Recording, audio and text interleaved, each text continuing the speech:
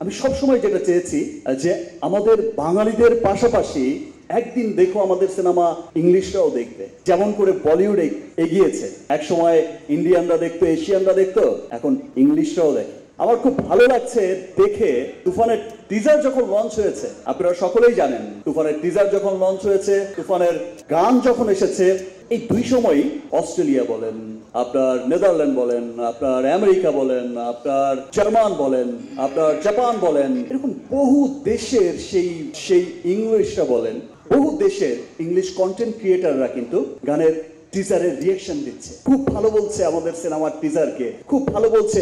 এই প্রথম শুনছি তাদের মুখে একটা বাংলা সিনেমার টিজারের কথা, রিভিউর কথা একটা জার্মান লোকের মুখ থেকে শুনছি, একটা ইংল্যান্ডের লোকের মুখ থেকে শুনছি, একটা আমেরিকার লোকের মুখ থেকে শুনছি।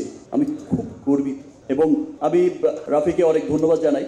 তুফানের মতো এমন একটা চমৎকার প্রজেক্ট, যেটা আসলে আমরা যদি সেটাকে বলি হচ্ছে কমার্শিয়াল ফিল্ম, এক সেন্সে দেখবেন কমার্শিয়াল ফিল্ম, আরেক সেন্সে আপনার মনে হবে it's a beautiful classic film. এই চমৎকার এর প্রেজেন্টেশন, অ্যাকচুয়ালি এটা সত্যি একটা চমৎকার ফিল্ম, গুড ফিল্ম। এখন আসলে আমার কাছে যেটা মনে হয়, এখন পুরো পৃথিবীতেই ক্লাসিক আর কমার্শিয়াল ফিল্ম বলে কিছু নেই, এখন দুটো শব্দই চলে, একটা হচ্ছে গুড ফিল্ম আর it's not a good film. So Toofan যে এত ভালো চমৎকার একটা সিনেমা এবং সবার হৃদয়ে যে কেড়েছে, সবার হৃদয়ে যে তুফান উঠেছে, সেটা তুফানের টিজার দেখলেই বোঝা গেছে, সেটা তুফানের গান দিয়েই বোঝা গেছে, উড়াধুরাই করে দিয়েছে।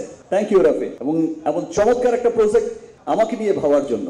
এবং কথাটা এখনো শেষ হয়নি। ও আই এম সরি, আমি ওয়েট করছি, কোনো অসুবিধা নেই। একবারই তো সুযোগ পাবো। সুযোগ আছে আপনার জন্য, সবকিছু এখানে সবাই যা যা মানে প্রশ্ন করতে পারবে, কোনো সুযোগ, অনেক সুযোগ রয়েছে। এনিওয়ে, সব সময় তো আর আমাদের দেখা হয় না।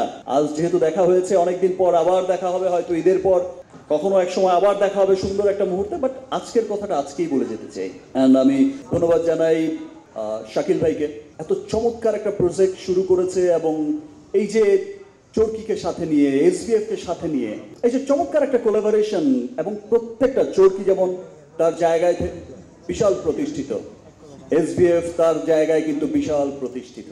তো এই যে সমন্বয়টা করেছে, একসাথে করেছে এবং চমৎকার একটা ফিল্মের একটা চিন্তা করেছে এবং বানিয়েছে, সেই জন্য শাকিল ভাইকে অনেক ধন্যবাদ জানাই।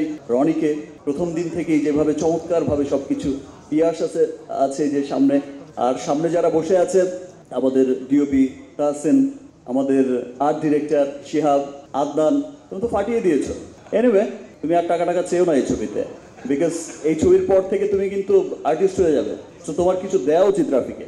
তারপর সান, আমার কস্টিউম ডিজাইনার, আমার মেকআপ আর্টিস্ট সবুজ, রাকায়েত ভাই যে সামনেই দেখতে পাচ্ছি, কি চমৎকার। আসলে আরো যে কত ভালো ভালো সমন্বয়ে তুফান হয়েছে, সবাইকে আমি অনেক ধন্যবাদ জানাচ্ছি। সবাই সবার জায়গা থেকে এত বেস্ট কাজ করেছে, সেটা তুফান না দেখলে কেউ বুঝবে না। আমি ধন্যবাদ জানাই চঞ্চল ভাইকে, যে জাদুঘর বলে, একটু আগেই বলে গেল যে অভিনয়ের জাদুঘর, সত্যিই জাদুঘর। আর চঞ্চল ভাইকে ধন্যবাদ এই জন্য জানাই, চঞ্চল ভাইয়ের সাথে তো আমার একটা আলাদা বন্ধুত্ব, একটা সুন্দর একটা ভ্রাতৃত্ব, এটা তো আছেই। আমরা অফিসকে, রাবি তো বলেছে, সবাই জানে। বাট আমি সত্যিই বলছি যে আমি ভাবতেই পারি না, উইদাউট চঞ্চল ভাই আমার কাছে প্রজেক্টটা তুফান অসম্পূর্ণ থেকে যেত। Thank you brother.